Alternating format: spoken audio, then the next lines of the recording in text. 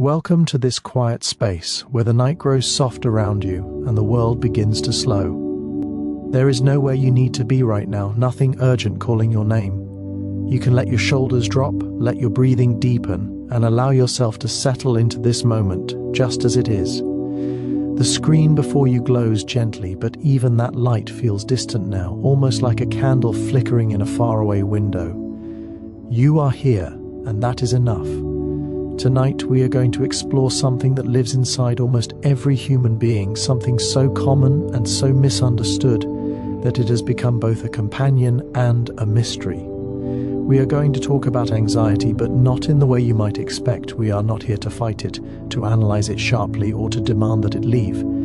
Instead, we are going to look at it the way you might look at clouds drifting across the sky at dusk, with curiosity and a gentle acceptance, noticing the shapes they make, the way they move, the quiet logic that governs their existence.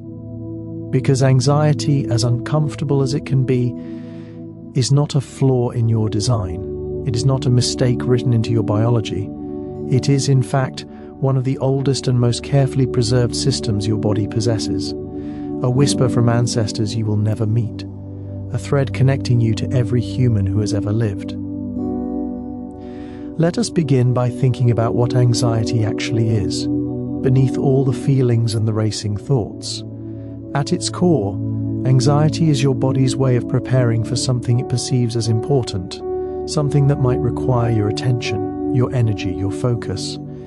It is an alarm system, yes, but not a broken one. It is an alarm system that has been refined over hundreds of thousands of years, tuned and adjusted by the long, slow hand of evolution. When you feel anxious, your body is doing exactly what it was designed to do. It is trying to protect you, to keep you safe, to give you the resources you might need to face whatever lies ahead. Your heart beats a little faster, sending oxygen-rich blood to your muscles. Your breathing quickens, drawing in more air. Your mind sharpens, scanning for threats, for solutions, for patterns. These are not signs that something is wrong with you. These are signs that something very old and very wise is working exactly as it should. And here is one of the most comforting truths about anxiety, something that might help you rest a little easier tonight. Anxiety is universal. It does not discriminate. It does not choose only the weak or the fearful or those who have somehow failed to be strong enough. Anxiety exists in every culture, in every country, in every community that has ever been studied. It is woven into the fabric of being human, from the mountains of Nepal to the cities of Japan, from the deserts of Arizona to the rainforests of Brazil. People feel anxiety. They always have. And they have developed thousands of different words to describe it, thousands of different rituals to acknowledge it, thousands of different stories to make sense of it. This means that when you feel anxious, you are not alone in some deep existential way. You are, in fact, participating in one of the most shared human experiences that exists. You are part of a lineage continuity, a vast and invisible community of people who understand, even if they have never met you, even if they live centuries apart from you. The brain, that soft and intricate organ resting quietly in the darkness of your skull, is constantly working to predict the future. This is one of its primary jobs, and it does this job with extraordinary diligence. Every moment, your brain is taking in information from your senses, comparing it to memories, to patterns, to everything it has ever learned, and making its best guess about what will happen next. Most of this happens far below the surface of your conscious awareness, in regions of the brain that operate in silence, in the background, like the hum of a refrigerator or the distant sound of rain. And when your brain predicts that something difficult might be coming, something that could threaten your well-being or your goals or your sense of safety, it activates the anxiety response. It does this not to punish you, but to help you. It is offering you energy, focus, readiness. It is saying, in its own wordless language, pay attention. This might matter. But here is where things get interesting, and perhaps a little more gentle. Your brain is not perfect at predicting the future. In fact, it makes mistakes all the time. It overestimates danger. It sees patterns that are not really there. It remembers the one time something went wrong and forgets the 99 times everything was fine. This is not a flaw in you personally. This is a feature of human brains in general. Our ancestors, the ones who survived long enough to pass their genes down to us, were the ones who were a little too cautious, a little too quick to assume danger, a little too ready to run from the shadow that might be a predator. The ones who were calm and relaxed in the face of ambiguous threats, well, they did not always survive long enough to become anyone's ancestor.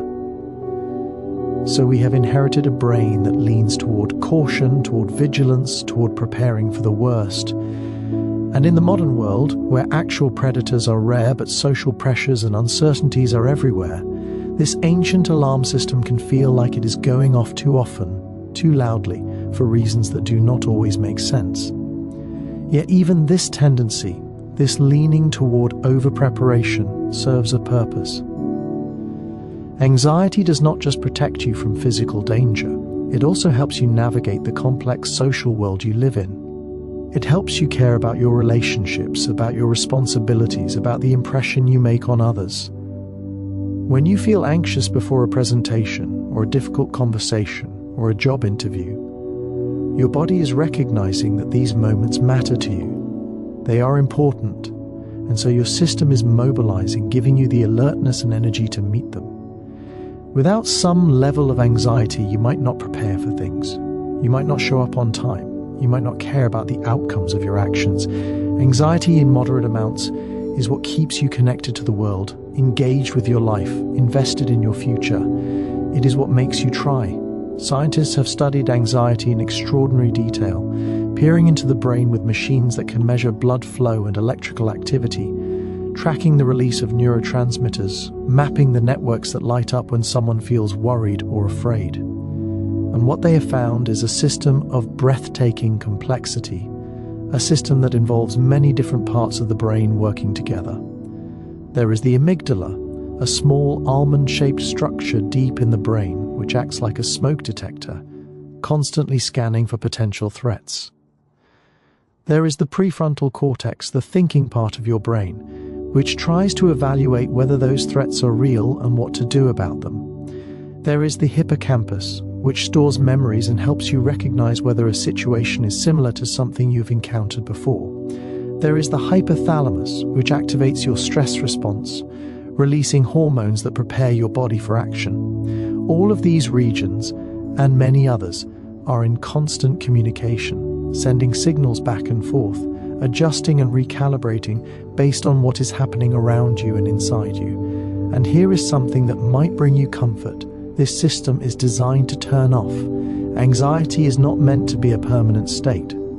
It is meant to be a temporary surge, a wave that rises and then falls. Once your brain determines that the threat has passed, or that you have adequately prepared, or that the situation is under control, it begins to activate the parasympathetic nervous system, the part of your body responsible for rest and recovery. Your heart rate slows, your breathing deepens, your muscles relax. Chemicals like serotonin and GABA, which have calming effects, are released into your system. You return to baseline, to a state of equilibrium, of peace. This cycle from activation to relaxation is natural and healthy. It is the way your body is supposed to work. The challenge, of course, is that in the modern world, the signals that trigger anxiety do not always go away quickly. Worries can linger. Uncertainties can stretch on for days or weeks. And so the system can stay activated longer than it was designed to, which is why rest, like the kind you're allowing yourself right now, is so important. There is a quietness to understanding, a softness that comes when you realize that the things you struggle with are not unique to you, but are shared across time and space with countless others. Anxiety, for all its discomfort, is one of those deeply shared experiences, and the more you learn about it, the more you might find that it begins to lose some of its sharp edges, some of its power to frighten you. Because when you understand that anxiety is normal, that it is built into the very structure of your nervous system, that it has been shaped by millions of years of survival and adaptation, it becomes less of an enemy and more of a phenomenon, something you can observe with curiosity rather than dread. Let us think for a moment about the physical sensations of anxiety, the way it feels in your body. Perhaps you know them well: the tightness in your chest, the flutter in your stomach, the tension in your shoulders, the tingling in your hands, the dryness in your mouth. These sensations can be alarming, especially if you do not understand where they come from. But each one has a reason, a purpose, a logic rooted in the biology of survival. When your heart beats faster, it is pumping more blood to your muscles, preparing them to move quickly if needed. When your breathing quickens, it is bringing more oxygen into your system, fueling that increased blood flow. When your stomach feels unsettled, it is because your body is redirecting energy away from digestion and toward more immediate survival tasks. When your muscles tense, they are getting ready to spring into action, to run or to fight or to hold steady. Even the tingling in your hands, which can feel so strange, is caused by changes in blood flow and breathing patterns, your body prioritizing certain functions over others. None of these sensations, uncomfortable as they may be, are dangerous.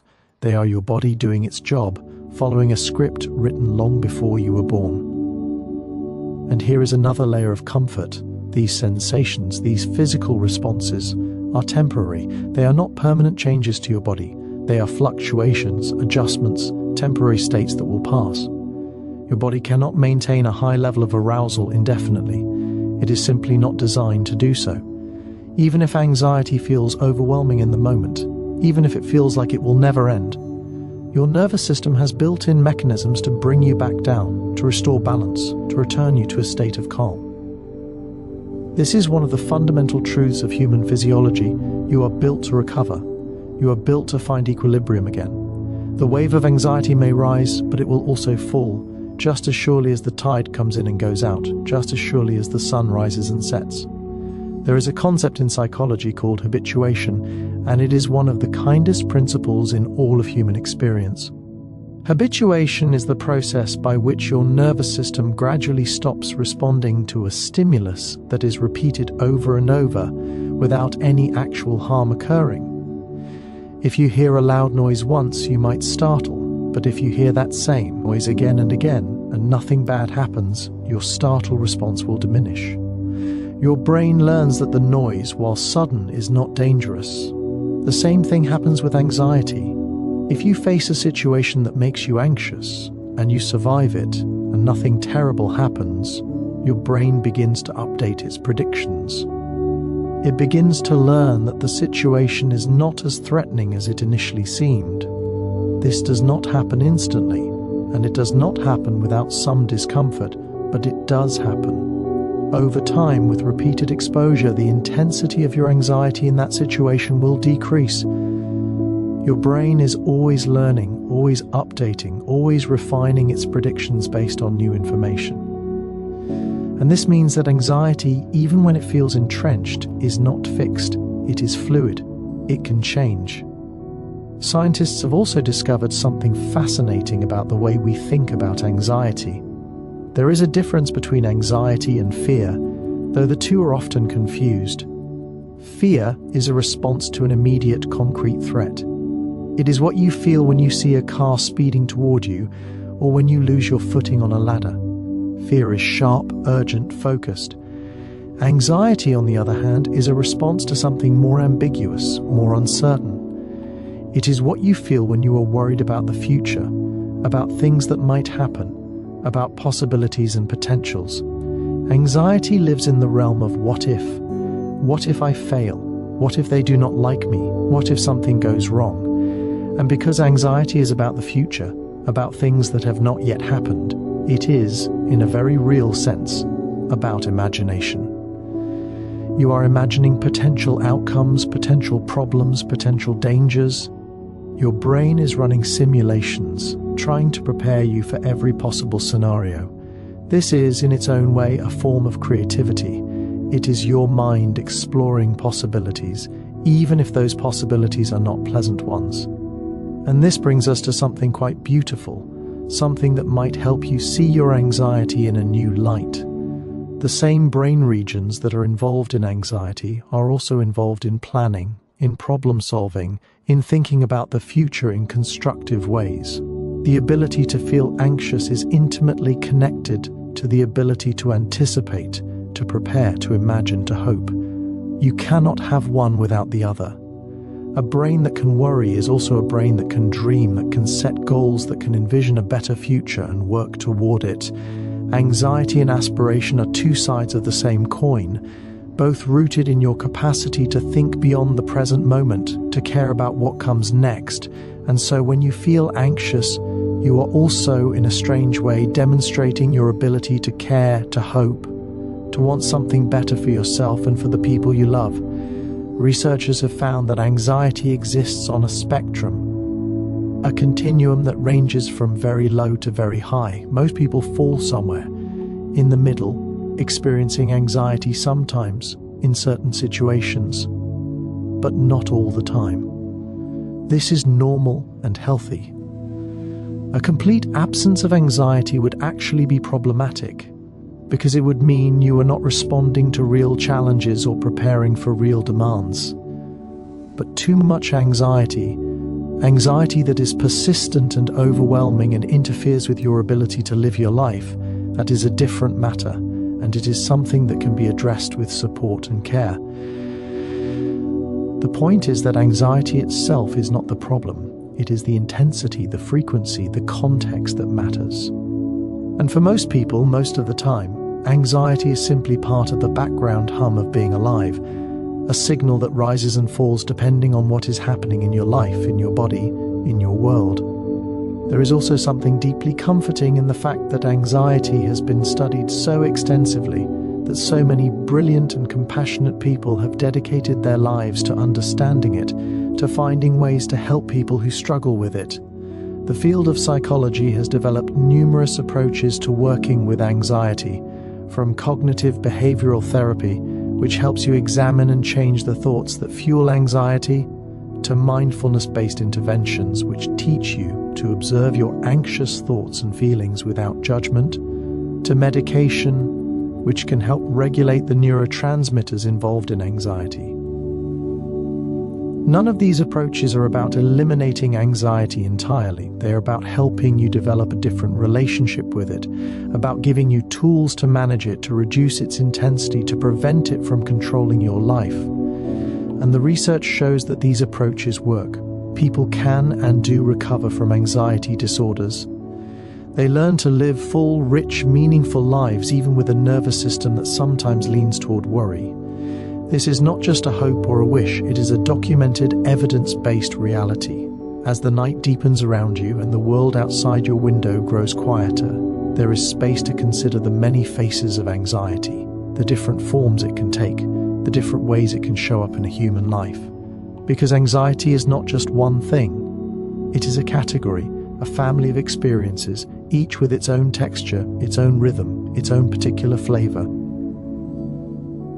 Some people experience social anxiety, a heightened worry about being judged or embarrassed in social situations. Some people experience generalized anxiety, a more diffuse worry that spreads across many areas of life, a sense of unease that does not always have a clear focus. Some people experience panic attacks, sudden surges of intense fear that come on quickly and can feel overwhelming. Some people experience specific phobias, intense fears of particular objects or situations. And some people experience anxiety that is tied to trauma, to past experiences that continue to echo in the present, shaping the way they perceive safety and danger. Each of these forms of anxiety has been studied, mapped, understood. And what researchers have found is that while the surface features may differ, the underlying mechanisms are often quite similar. They all involve the same basic systems in the brain and body, the same activation of the stress response, the same predictions about potential threat, and they all respond, to varying degrees, to the same kinds of interventions, changing thought patterns, facing feared situations gradually, learning to regulate the nervous system, building a sense of safety and connection. This means that no matter what form your anxiety takes, there is knowledge available, there are people who understand, there are pathways toward feeling better. You are not navigating this alone, even when it feels that way. Let us talk about the breath for a moment, because it is one of the most powerful tools you have for influencing your anxiety, and it is always with you, always available, always free. Breathing is unique among bodily functions because it operates both automatically and voluntarily. You do not have to think about breathing for it to happen. Your brainstem takes care of that, keeping you alive even when you are asleep. But you can also choose to change your breathing, to slow it down, to deepen it, to make it more rhythmic.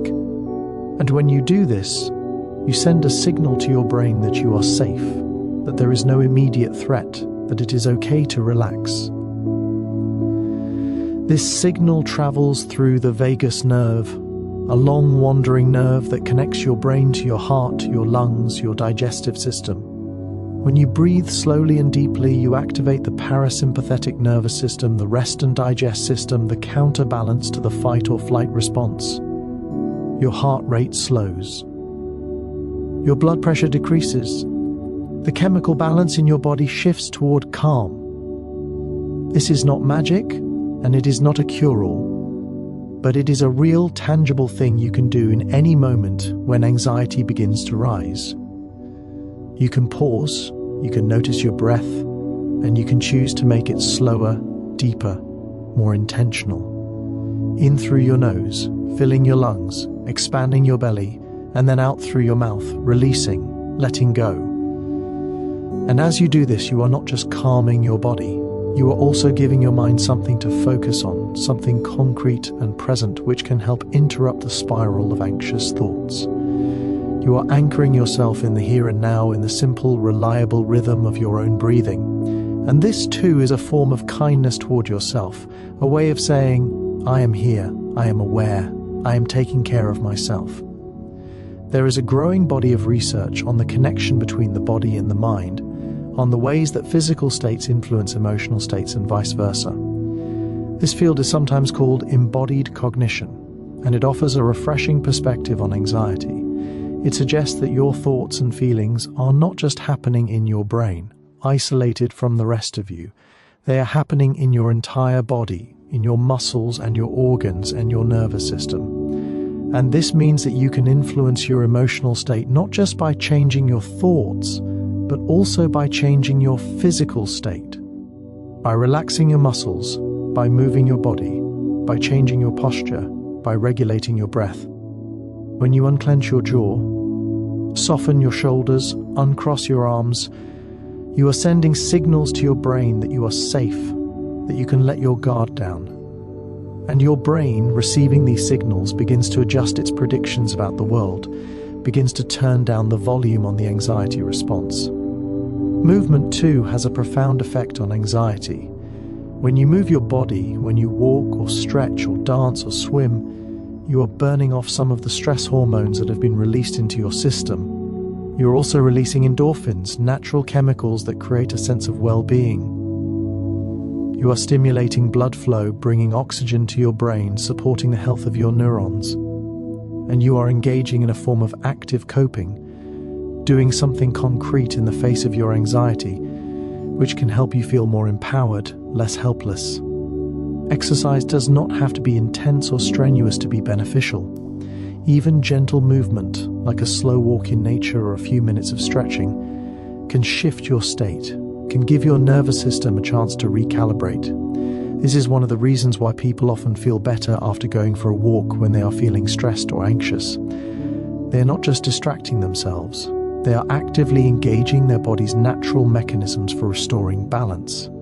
Sleep, of course, plays a crucial role in managing anxiety, and this is where you are right now, in the process of allowing yourself to rest, to let go of the day, to give your body and mind the restoration they need. When you are sleep deprived, your brain's ability to regulate emotions becomes impaired. The amygdala, that threat detection center, becomes more reactive, more likely to perceive danger where there is none. The prefrontal cortex, the thinking and regulating part of your brain, becomes less effective at calming the amygdala down. This is why everything can feel more overwhelming, more difficult, more anxiety-provoking when you are tired. Your system is simply not functioning at its best.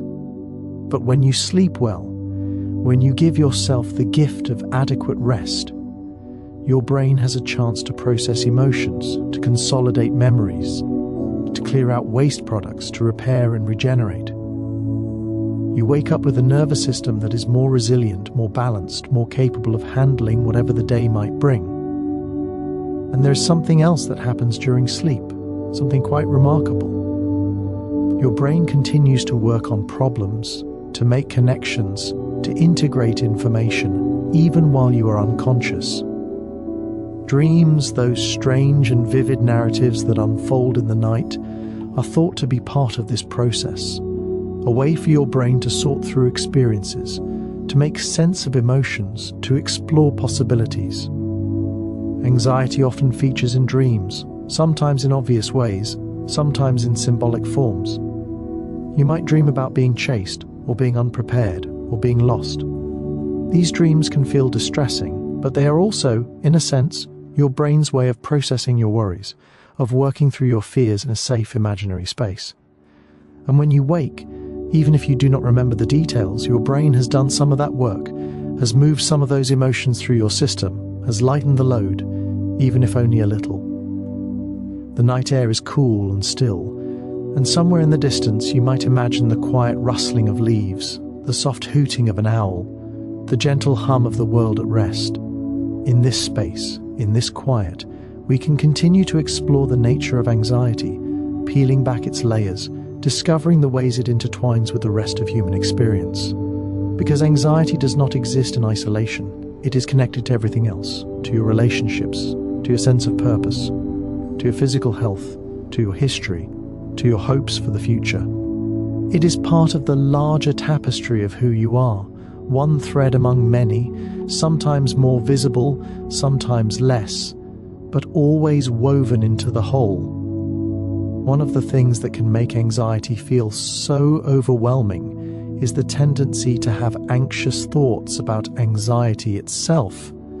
You feel your heart racing, and then you think, why is my heart racing? Is something wrong with me? What if I cannot make it stop? And this secondary layer of worry, this anxiety about anxiety, can amplify the original feeling, creating a loop that spirals upward. Psychologists call this meta-anxiety, and it is incredibly common. But here is the gentle truth. The sensations of anxiety, even when they are intense, are not dangerous.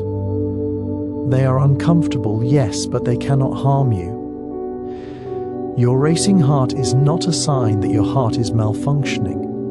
It is a sign that your heart is doing exactly what it is supposed to do when your body perceives a need for action. Your rapid breathing is not causing damage. It is your body's way of bringing in more oxygen.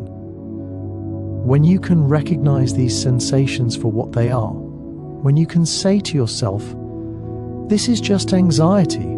This is my body's alarm system. It is not dangerous. It will pass. You begin to break that loop. You begin to relate to your anxiety differently, with less fear, with more understanding. There is a concept in acceptance and commitment therapy, a form of psychological treatment that involves learning to make room for difficult emotions rather than trying to push them away. This is sometimes called willingness or acceptance, and it is a radical shift from the way most people instinctively respond to anxiety. The natural reaction to anxiety is to resist it, to fight it, to try to make it go away as quickly as possible. But resistance often makes anxiety worse, because it adds tension, effort, struggle to an already uncomfortable experience. It is like trying to hold a beach ball underwater. The more you push, the more force is required, and the more exhausting it becomes. Acceptance, by contrast, is about letting the beach ball float on the surface, acknowledging that it is there, allowing it to exist without needing to control it. When you practice acceptance with anxiety, you are not giving up or resigning yourself to suffering. You are simply choosing not to add the extra layer of struggle. You are saying, I feel anxious right now, and that is okay. I can feel this way and still do the things that matter to me. This does not mean you have to like anxiety or that you should stop seeking ways to reduce it. It means that in any given moment, you have the option to stop fighting with your own internal experience, to let it be what it is, to focus your energy on living your life rather than on trying to control every uncomfortable feeling. And research has shown that this approach, paradoxically, often leads to a reduction in anxiety over time. When you stop treating anxiety as an emergency, when you stop pouring all your energy into trying to eliminate it, it loses some of its power. It becomes just another feeling, one that comes and goes, one that you can experience without it defining your entire existence.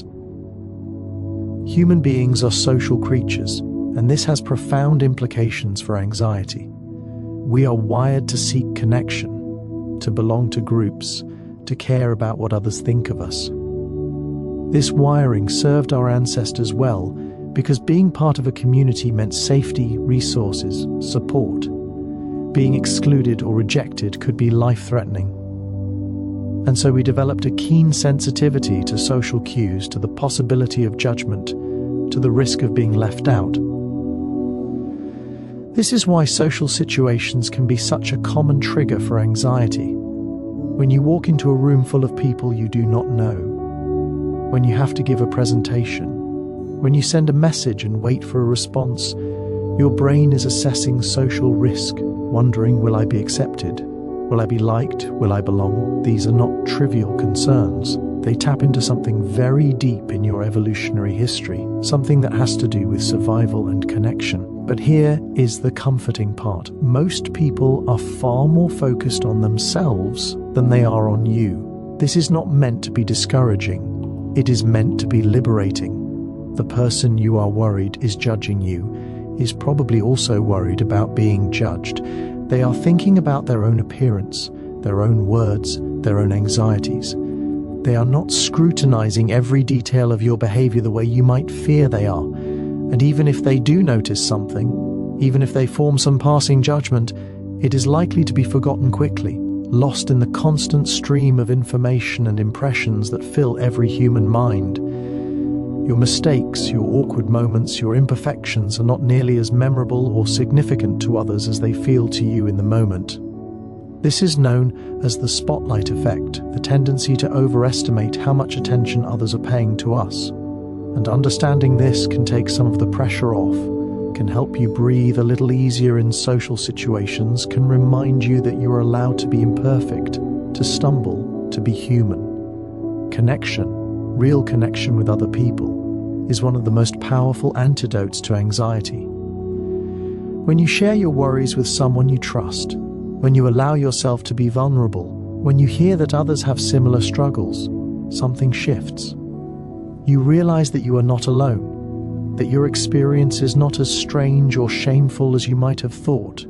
You feel seen, understood, less isolated. And this sense of connection activates different systems in your brain, systems related to safety, to bonding, to calm. Oxytocin, sometimes called the bonding hormone, is released during positive social interactions, and it has the effect of reducing the stress response, of promoting feelings of trust and relaxation. This is why talking to a friend, or hugging someone you care about, or even just being in the presence of a supportive person can make you feel better when you're anxious. You are not just distracting yourself, you are tapping into a biological mechanism that is designed to soothe you. Of course, not everyone has easy access to supportive relationships, and anxiety itself can sometimes make it harder to reach out, to connect. If you feel this way, it is important to know that there are other avenues for support. Therapists, counselors, support groups, even online communities can provide a space where you feel heard and understood. And building connection does not have to mean deep, intense conversations. Sometimes just small moments of kindness, a smile exchanged with a stranger, a brief chat with a neighbor, a text to a friend, can create a sense of being part of something larger, of being woven into the social fabric of the world. The hours of the night stretch out before you, spacious and forgiving, and there is a certain peace in knowing that this time is yours, that you do not have to fill it with productivity or achievement, that you can simply be, simply rest, simply allow yourself to drift. And as you drift, we can continue this gentle exploration, turning our attention now to the ways that thoughts shape anxiety, and the ways you can begin to shift your relationship with those thoughts. Thoughts are powerful. They can lift you up or pull you down. They can open doors or close them. And when it comes to anxiety, certain patterns of thinking tend to show up again and again, patterns that researchers have identified and studied extensively. One of the most common is catastrophizing, the tendency to imagine the worst possible outcome and treat it as if it is the most likely outcome. Your mind leaps from "I made a mistake" to "I am going to get fired" to "I will never find another job" to "I will end up homeless," all in the span of a few seconds. Each step feels logical in the moment, but when you step back, you can see that you have taken a small event and blown it up into a nightmare scenario, a chain of predictions that may have very little connection to reality. Another common pattern is all or nothing thinking, the tendency to see things in extremes, in black and white, with no shades of grey. Either you are a success or you are a failure. Either people like you or they do not. Either you are safe or you are in danger.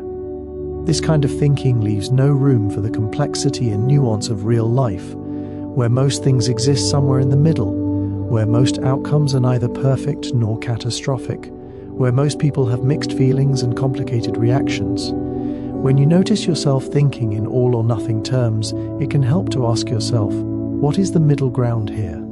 What is a more balanced way to see this situation? There is also mind reading, the tendency to assume you know what other people are thinking, usually assuming that they are thinking something negative about you.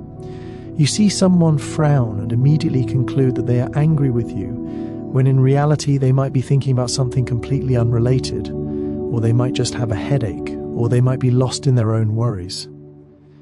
You send a message and do not get a reply right away and decide that the person is upset with you, when in reality they might just be busy, or they might not have seen the message yet, or they might be dealing with their own challenges. This kind of thinking is understandable, because your brain is always trying to make sense of social situations, to predict how others feel about you. But it is also often inaccurate, and it can create a lot of unnecessary anxiety. The good news is that these patterns of thinking are not fixed. They are habits, and like any habit, they can be changed. Cognitive behavioral therapy, one of the most well-researched and effective treatments for anxiety, focuses on helping people identify these patterns and challenge them, replacing them with more balanced, realistic thoughts. This does not mean forcing yourself to think positive thoughts when you are feeling anxious. It means learning to question your automatic assumptions, to look for evidence, to consider alternative explanations. It means treating your thoughts as hypotheses rather than facts, as possibilities rather than certainties. And when you do this consistently, over time, you begin to notice that your thoughts become less extreme, less catastrophic, less overwhelming. You develop a kind of mental flexibility, an ability to see situations from multiple angles, to hold different perspectives, to not be completely controlled by the first anxious thought that pops into your mind. There is also something called cognitive diffusion, a technique from acceptance and commitment therapy, which involves learning to step back from your thoughts, to see them as mental events rather than as truths. Instead of thinking, "I'm going to fail," you think, "I am having the thought that I am going to fail." This might seem like a small shift, but it can be surprisingly powerful. It creates a little bit of distance between you and the thought, a little bit of space where you can observe the thought without being completely consumed by it. You can notice the thought, acknowledge that it is there, and then choose what to do next, rather than automatically reacting to it as if it were a statement of fact. Mindfulness, too, has been shown to be helpful for managing anxiety, and it operates on a similar principle. Mindfulness is the practice of paying attention to the present moment without judgment, without trying to change anything. It is about noticing what is happening right now, in your body, in your thoughts, in your surroundings, and allowing it to be what it is. When you practice mindfulness, you are training your brain to focus on the present, rather than getting lost in worries about the future or regrets about the past. You are learning to observe your anxiety, to feel the sensations in your body, to watch the thoughts move through your mind without needing to fix anything, without needing to make it all go away immediately. And this, too, creates a shift. Anxiety loses some of its urgency when you are not fighting it, when you are not treating it as an emergency. It becomes something you can coexist with, something you can carry with you while still engaging in your life. Research has shown that regular mindfulness practice can actually change the structure of your brain. The areas associated with attention and emotional regulation become stronger, more developed. The amygdala, that threat detection center, becomes less reactive. People who practice mindfulness regularly report lower levels of anxiety, greater resilience, a greater sense of well-being. This is not a quick fix, and it requires patience and consistency, but it is a real evidence-based way to work with your anxiety, to build a different relationship with it. And all of these tools and techniques and insights, they are available to you. They are not secrets. They are not locked away behind walls. They are knowledge that has been gathered and shared and tested and refined by people who care about reducing suffering, who want to help others live fuller, richer lives. You do not have to figure this out on your own. You do not have to invent solutions from scratch. There is a path well worn by others who have walked it before you, and you can follow that path step by step at your own pace in your own way. The darkness outside is complete now, a soft blanket wrapping around the world, and inside, wherever you are, there is a gentle glow, a warmth, a sense of being held by the night itself. And in this holding, we can turn our attention to the ways that anxiety intersects with the body, the ways that physical health and mental health are not separate realms but are deeply interconnected, constantly influencing each other in ways both subtle and profound. Your gut, that long winding tube that processes the food you eat, is home to trillions of microorganisms, bacteria, other microbes that live in a complex ecosystem, breaking down nutrients, producing vitamins, communicating with your immune system. And remarkably, your gut also communicates with your brain, sending signals through the vagus nerve and through the bloodstream, influencing your mood, your stress levels, your anxiety.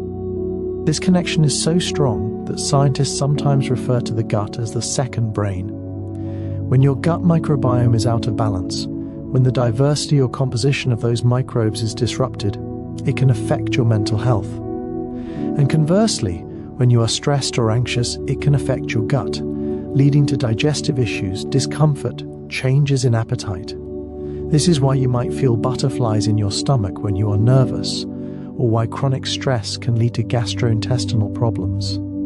Your gut and your brain are in constant conversation, and what happens in one affects the other. This means that taking care of your physical health, eating nourishing foods, staying hydrated, supporting your gut microbiome, these are not just good for your body, they are also good for your mental health, for your anxiety. A diet rich in fiber, in fermented foods, in whole grains and vegetables can support a healthy gut microbiome, which in turn can support a calmer, more balanced nervous system. This is not to say that diet alone can cure anxiety, but it is one piece of the puzzle, one factor among many that contributes to your overall well-being. Inflammation, too, has been linked to anxiety. When your body is in a state of chronic low-grade inflammation, whether from poor diet, lack of sleep, chronic stress, or other factors, it can affect your brain, altering the balance of neurotransmitters, making you more vulnerable to anxiety and depression. Anti-inflammatory foods, like fatty fish rich in omega-3s, like colorful fruits and vegetables packed with antioxidants, can help reduce inflammation, can support brain health, can contribute to a more stable mood.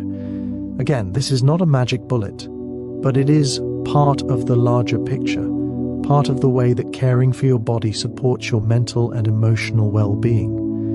Hydration, something so simple, so easy to overlook, also plays a role. When you are dehydrated, even mildly, it can affect your cognitive function, your mood, your stress levels. Your brain is made up of about 73% water, and it relies on adequate hydration to function properly. When you are not drinking enough water, you might feel more irritable, more anxious, more fatigued. Keeping a glass of water nearby, sipping throughout the day, is a small act of self-care that can have a meaningful impact on how you feel.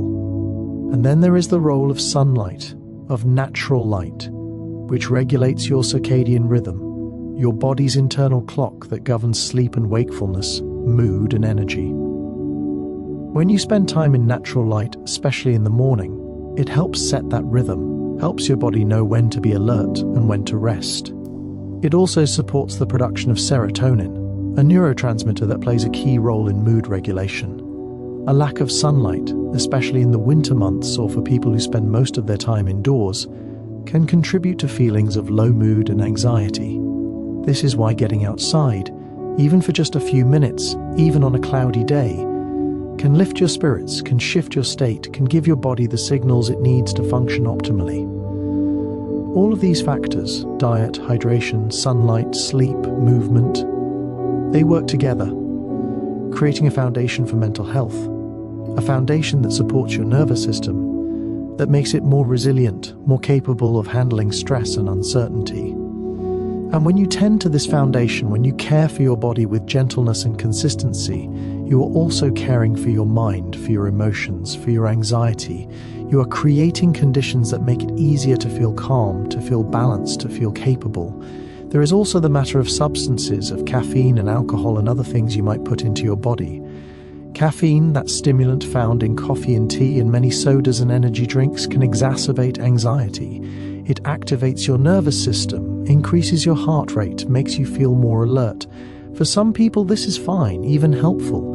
But for others, especially those who are already prone to anxiety, caffeine can push them over the edge, can make them feel jittery, on edge, unable to relax. If you notice that your anxiety tends to spike after drinking coffee, it might be worth experimenting with reducing your intake, or switching to decaf, or choosing beverages that do not contain caffeine. This is not about depriving yourself, but about paying attention to how different substances affect your body and mind, and making choices that support your well-being.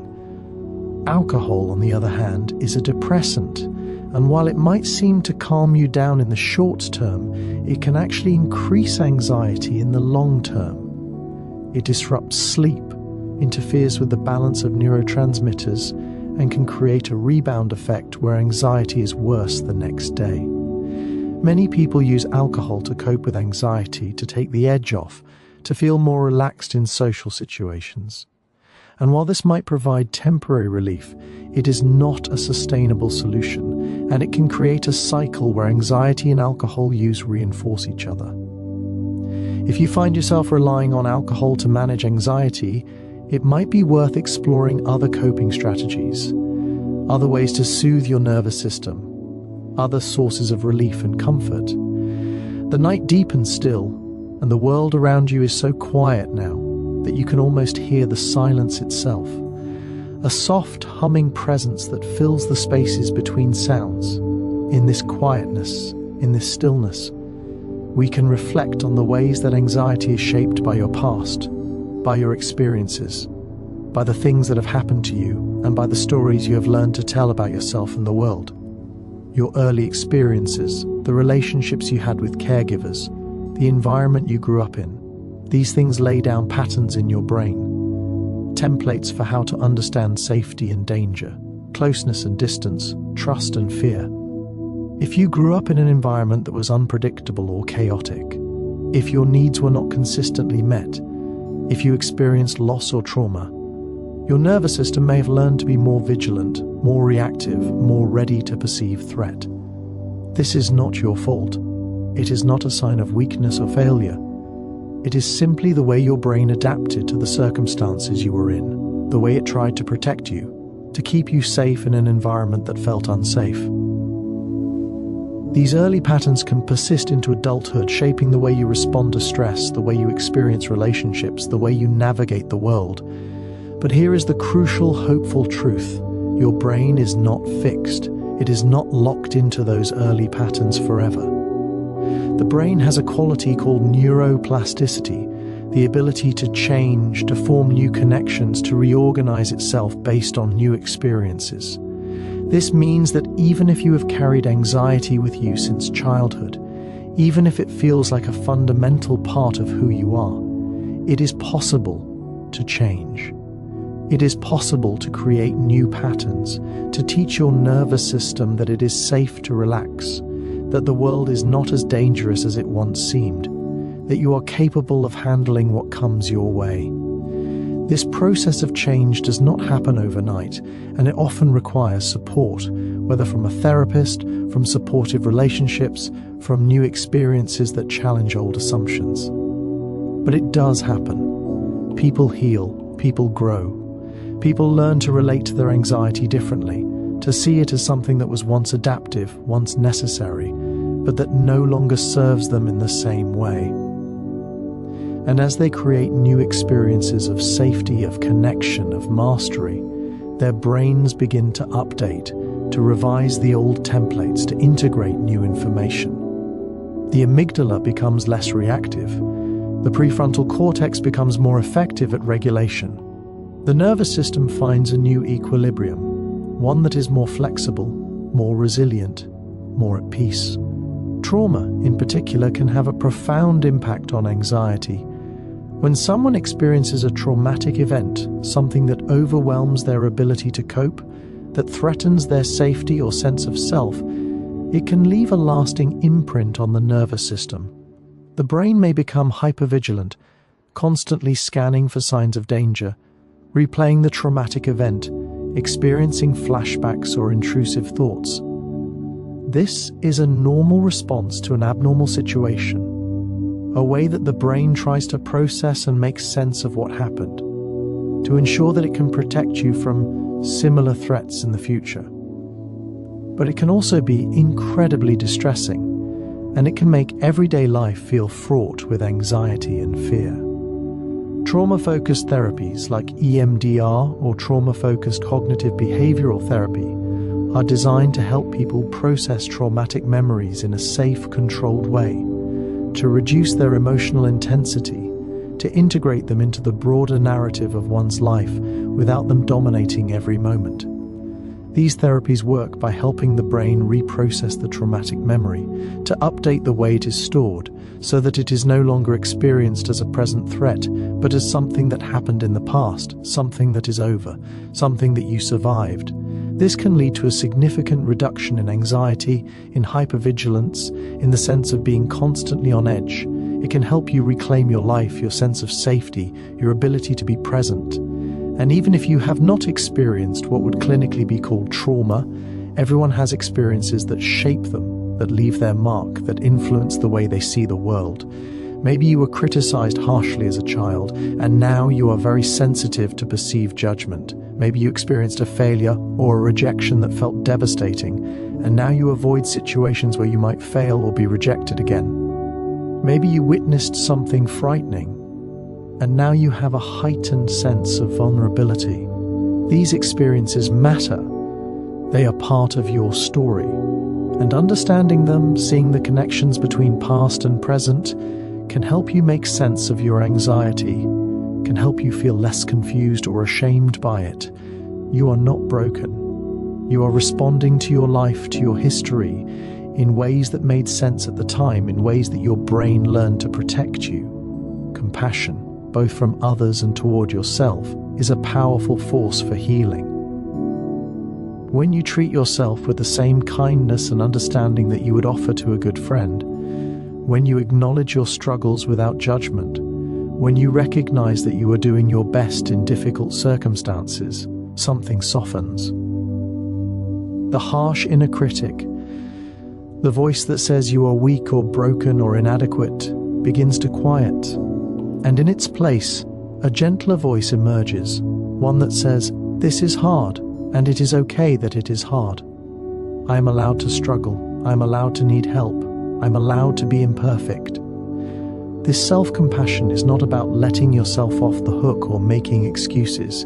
It is about treating yourself with basic human dignity, with the recognition that suffering is part of the human experience and that you deserve kindness, especially from yourself. Research has shown that self-compassion is associated with lower levels of anxiety and depression, greater resilience, and a stronger sense of well-being.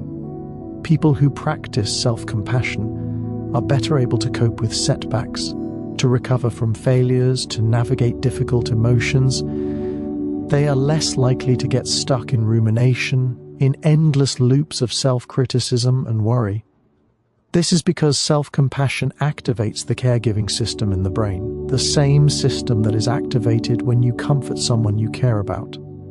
It releases oxytocin, that bonding hormone, and it calms the stress response. It creates a sense of safety, of being held, of not being alone in your struggle. As the hours slip by, unmarked and unhurried, you might feel your body growing heavier, more relaxed, more ready to let go. And in this space between waking and sleeping, between consciousness and dreams, we can consider the role of meaning and purpose in the experience of anxiety, the way that what you care about, what you value, what you strive for, all intertwine with the feelings of worry and concern that arise in your life. Anxiety is often tied to the things that matter most to you. You feel anxious about a job interview because you care about your career, about financial stability, about contributing something valuable to the world. You feel anxious about a relationship because you care about connection, about being loved, about not being alone. You feel anxious about your health because you care about living a long life, about being present for the people you love, about being able to do the things that bring you joy. In this way, anxiety is a signal of caring, a marker of investment, a sign that you have something at stake. And while this does not make anxiety comfortable, it does make it meaningful. It is not random, it is not pointless, it is connected to the very things that give your life shape and significance. There is a concept in existential psychology, the idea that anxiety is an inherent part of being human, a response to the fundamental uncertainties of existence. We do not know what the future holds. We cannot control all the outcomes in our lives. We are aware of our own mortality, of the fragility of the things we love, of the possibility of loss and change. And this awareness, this confrontation with uncertainty and impermanence, naturally gives rise to anxiety. But existential psychologists argue that this anxiety, while uncomfortable, is also an invitation. It is an invitation to live more fully, to make choices that align with your values, to appreciate the preciousness of the present moment, to engage with life despite the uncertainty, perhaps even because of it. When you have a clear sense of purpose, when you know what matters to you, when you are engaged in activities and relationships that feel meaningful, anxiety does not disappear, but it often becomes more manageable. It has a context, it has a reason, and you are more willing to carry it, to tolerate it, because you are moving towards something that matters to you. This is why values work is often a part of therapy for anxiety. It involves clarifying what you care about, what kind of person you want to be, what kind of life you want to live, and then making choices, even small ones, that move you in that direction. Not because it will eliminate anxiety, but because it will give your life direction, coherence, a sense of being on a path, even if that path is uncertain. Sometimes anxiety can feel like a barrier, like something that stands between you and the life you want to live. You might think, I cannot do that thing I care about until my anxiety goes away. But this is often a trap, because anxiety may never fully go away, and waiting for it to disappear before you live your life means you might wait forever. A different approach, one that many people find liberating, is to ask, can I do this thing I care about even with anxiety present. Can I bring my anxiety along, acknowledge that it is there, and still take action? This is the essence of acceptance and commitment therapy's approach. You do not have to feel brave to act bravely. You do not have to feel confident to take a step forward. You can feel anxious and still show up, still try, still engage with your life. This is not easy, and it is not a matter of just pushing through or ignoring your feelings. It requires a kind of gentle courage, a willingness to be uncomfortable, a trust that you can handle more than you think you can. But when you practice this, when you take action in the presence of anxiety rather than waiting for it to subside, something shifts. You begin to gather evidence that anxiety is not as limiting as you thought, that you are more capable than you believed, that you can live a full and meaningful life even if anxiety is part of your experience. And over time, this can change your relationship with anxiety fundamentally. It becomes less of an obstacle and more of a companion, sometimes unwelcome, sometimes loud, but not in control, not defining the limits of what you can do. There is also something to be said for the simple, quiet activities that bring you peace, that calm your nervous system, that give you a sense of being grounded and present. These might be different for everyone. For some people, it is time in nature, walking among trees, listening to birdsong, feeling the earth beneath their feet. For others, it is creative expression, painting or writing or playing music, losing themselves in the flow of creation. For others, it is time with animals, the unconditional presence of a pet, the soothing rhythm of petting a cat or walking a dog. For others, it is ritual, lighting a candle, making tea, engaging in practices that have been passed down through generations that connect them to something larger than themselves. These activities are not frivolous or indulgent. They are essential. They are the ways you tend to your inner life, the ways you restore yourself, the ways you create islands of calm in the midst of a busy, demanding world. And when you prioritize these activities, when you make time for them, even just a few minutes a day, you are sending a message to yourself that your well-being matters, that you deserve care, that you are worth the time and attention it takes to nurture your own peace.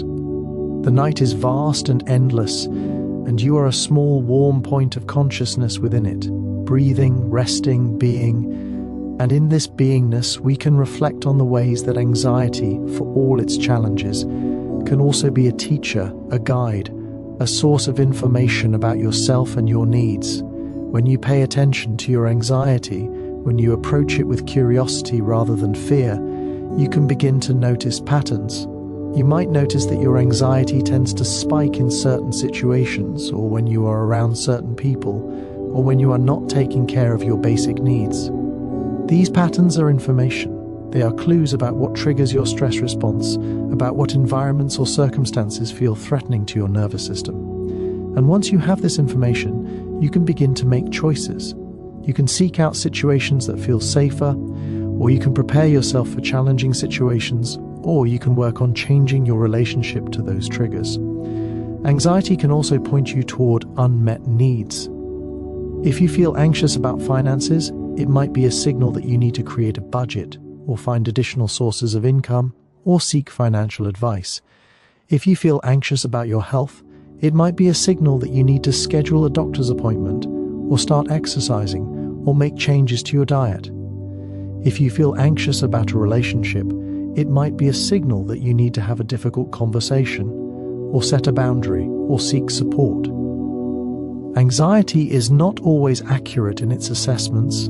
It can certainly overestimate danger, but it is often pointing towards something that needs your attention, something that you are worried about, something that you care about resolving.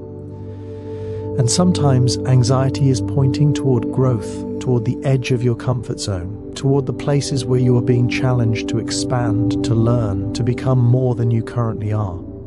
Starting a new job, moving to a new place, entering a new relationship, pursuing a creative project. All of these things can trigger anxiety because they involve risk, uncertainty, the possibility of failure or rejection. But they also involve possibility, potential, the chance for growth and discovery and joy. And if you only ever avoided things that made you anxious, you would live a very small life, a life constrained by fear. When you can recognize that some anxiety is a sign that you are doing something important, something that stretches you, it can help you move forward despite the discomfort. There is a story that is sometimes told in therapy about a person who is afraid of dogs because they were bitten as a child. And for years, they avoid dogs, crossing the street when they see one, declining invitations to visit friends who have pets, organizing their life around this fear. And the avoidance works in a sense. They do not have to feel the anxiety that arises when they are near a dog, but their life is also smaller because of it, limited by this one fear. And then, at some point, they decide they do not want to live this way anymore. They want to be free to go where they want, to see who they want, without being controlled by this fear. And so they begin very gradually, very gently to approach their fear. They look at pictures of dogs. Then they watch videos of dogs. Then they stand at a distance from a dog. Then they get a little closer. And each time they feel anxiety, but they stay with it, they breathe, they allow it to be there. And over time, something remarkable happens. The anxiety begins to decrease. Their nervous system begins to learn that dogs are not as dangerous as it once believed. And eventually, they are able to be around dogs without overwhelming fear, without their life being shaped by avoidance. This process, called exposure, is one of the most effective treatments for anxiety, particularly for phobias and fears. It works by gently and gradually confronting the thing you are afraid of, allowing your nervous system to learn that it is safe, that you can handle it. And while it requires courage, and while it can be uncomfortable, it is also profoundly liberating. It opens up your life. It gives you back the freedom to choose where you go, what you do, who you spend time with, based on what you want, not based on what you fear.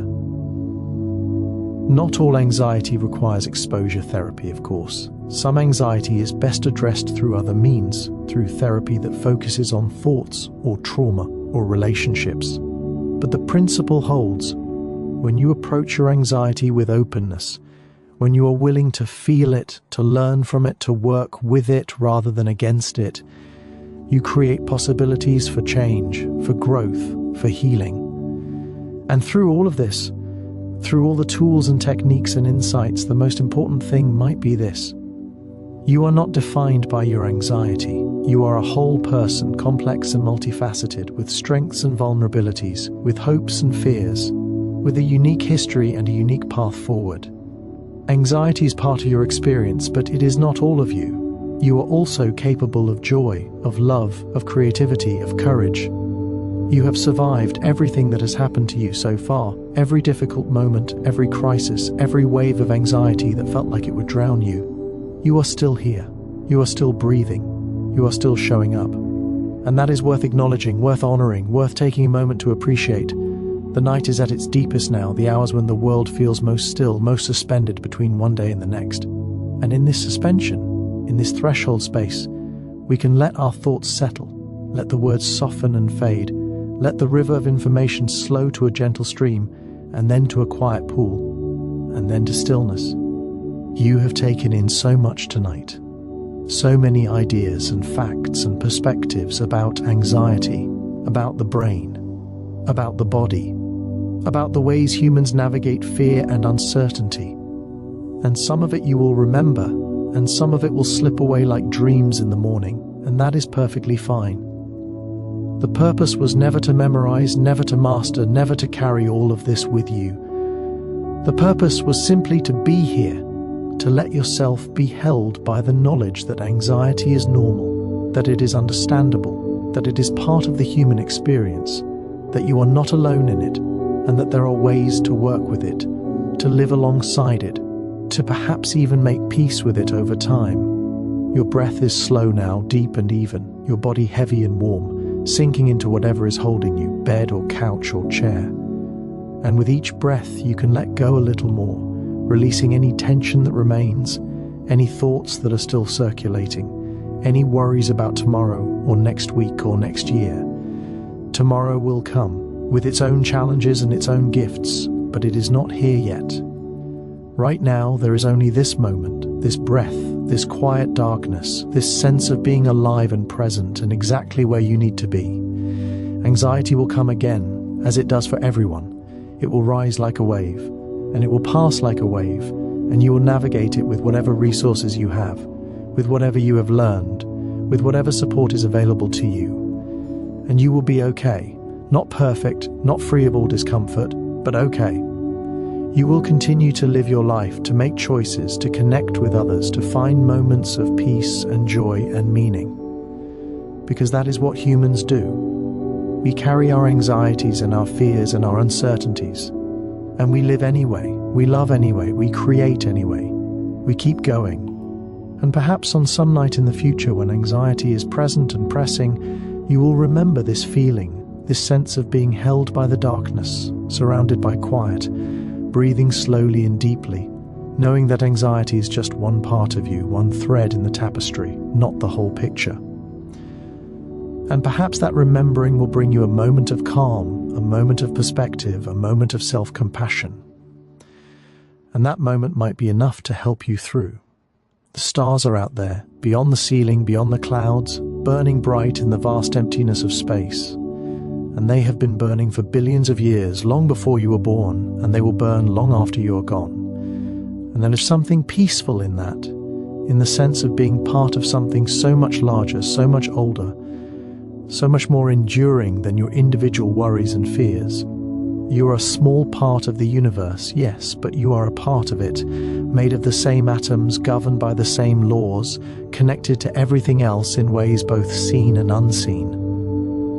The world is turning beneath you, spinning through space, carrying you with it, and you do not have to hold on. You are already held by gravity, by the earth, by the air you breathe, by the billions of years of evolution that brought you into being, by the web of relationships and connections that make up your life. You can let go, you can rest, you can trust that you will wake tomorrow, and the day will unfold as it will, and you will meet it as best you can. And now, as the words grow fewer and the silence grows deeper, as your mind begins to drift towards sleep, toward dreams, toward the quiet restoration that happens in the night, you can allow yourself to simply be. No effort, no striving, no trying to be anywhere other than where you are. Just breathing, just resting, just being. The night holds you. The darkness is kind. And you are safe here, in this moment, in this space between waking and sleeping, between thought and stillness. Let yourself drift now. Let yourself go. Everything is okay. Everything will be okay. You are enough, just as you are. Rest now. Sleep.